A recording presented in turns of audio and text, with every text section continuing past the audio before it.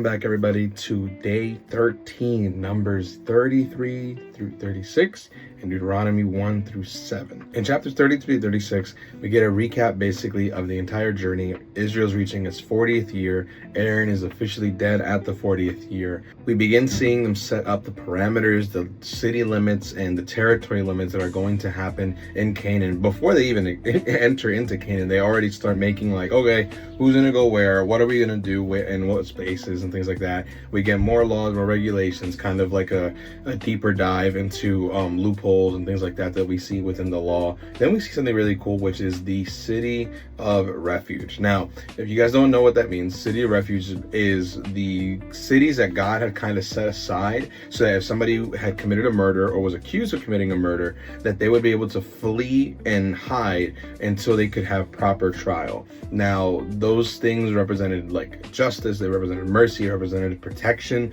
It was often just a place of refuge. That's what it was.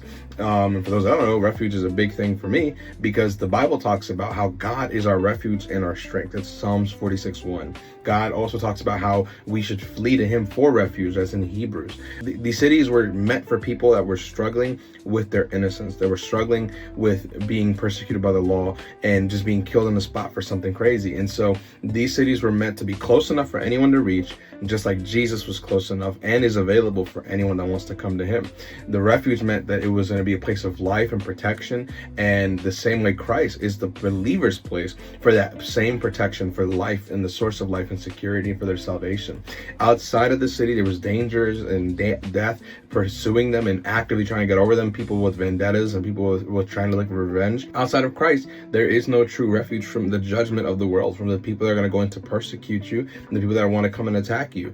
We also see that in chapter 35, we see that the manslayer, the person that was caught in the murder, that there would be secure upon the death of the high priest.